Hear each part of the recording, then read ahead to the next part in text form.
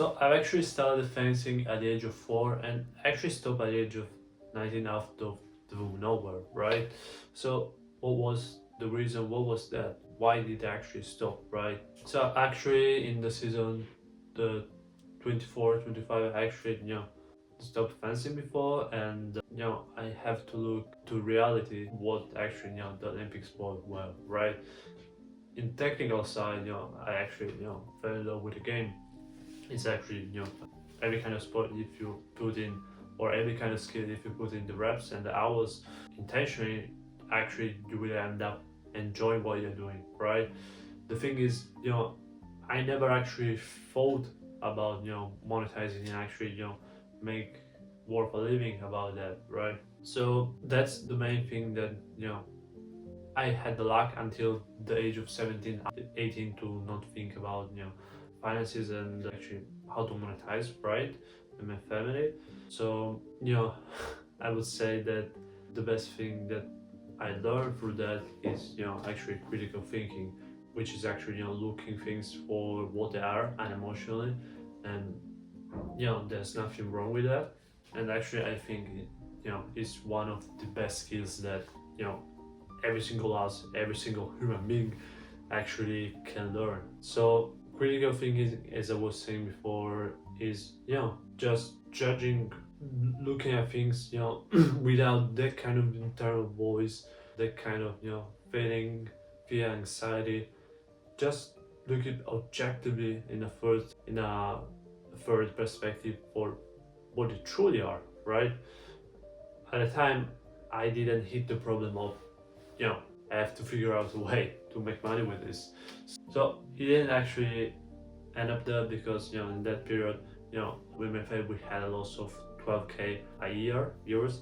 And, that's the reason I kind of stopped fencing. And, I think that the overall thing was, one of the best things that could happen to me, right? And honestly, you could say, why something like this is a good thing? Why do you think it's the best thing that could happen to you, right?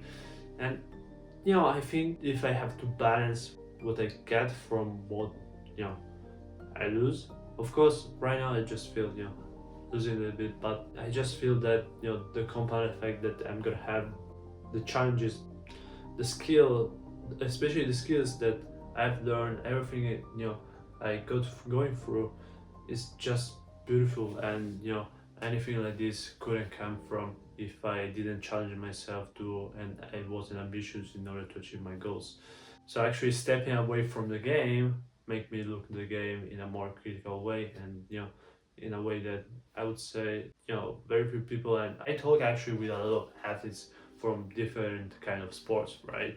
And yeah, I mean, a lot of them were just confident with me. Sometimes they were new to me, but it was truly great from them, especially in this period. And yeah, so that season 24-25 actually started my entrepreneurial journey. And during that 15 years of sport, I actually had that kind of athlete mindset, and it actually helped me a lot, especially when it comes to building resilience and going through what actually if you are not in the right place in the journey, can feel big setbacks, right? And when it comes to hire coaches, uh, doing the reps, when I got to do that, I just did it because that's the way I learned for sport, right? That's the way the competitive way I was doing. And I was trying to implement the same thing in business too.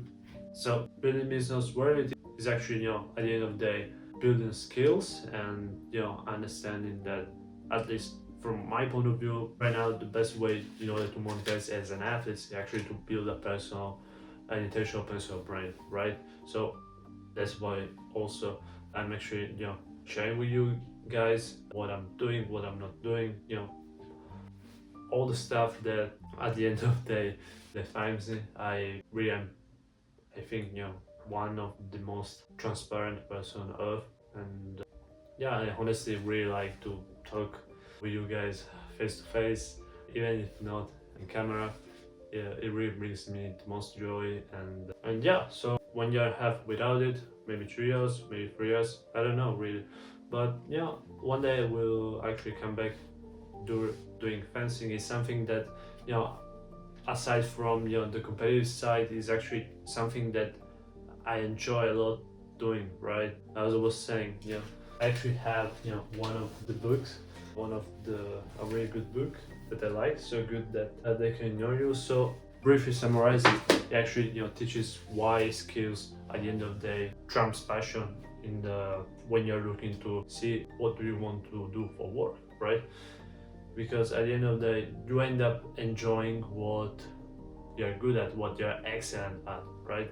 And you know, I was slowly starting to be, you know, good at it, and that's why, you know, I like the feeling of, you know, just, you know, touching the other side, the other opponent, trying little tricks, feeling me on the strips.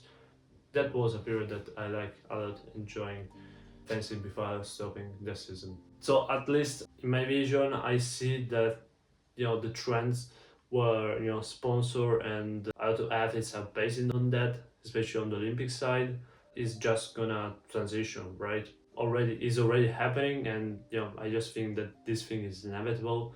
Athletes are gonna be, you know, their own entrepreneurs, their own, you know, let's say company, but at the end of the day, their personal brand will be the mainstream of their income, and basically they will be their own media company, right? You look at, you know, the best performance in the world, not even in the sports side, right? You look at, you know, Elon Musk, Donald Trump. This is nothing to do with sports, but just to think about it, they are just building the personal brand to a way that, you know, is just incredible, right? There's tons of athletes, Djokovic, Nadal from tennis, from football, Ronaldo, a lot of brands that already have their own entrepreneurs feel, right? They already have their brand, right? And you know, the problem is that, you know, they brought it when they already have result on the spots. But what about the other 99.9% of athletes who, you know, doesn't actually have that kind of result on the place, but want to make worth a living, right? So that's why I created Perform.io in order to make that, you know, that thing come true, right? Monetize for the personal brand, monetize, you know, for your thing online, in order to bypass the financial trap. Because at the end of the day, it's not just about, you know, earning through what you're doing for sports, right? Cover the expenses, but also, you know, life. I mean, if you want to have a family, if you want to buy a house, I mean, this is not stuff that you can do with a little money, right? It actually takes, of course, energy, but of course, liquidity and, you know, time. That's actually a lot of time, right? So that's the vision I have with Perform Now. We are already helping athletes solve the main bottlenecks, solve the main problems with, you know, their own performance. And you know, I actually invited you, so click the link down below in order to book a free 15-minute chat with me. And yeah, we'll actually see the main bottleneck, wherever is monetization, wherever is, you know, actually, you know, performing during the competition, or, you know, every look at in the daily action of, in the daily routines of what you're doing, right? So see you in the next one.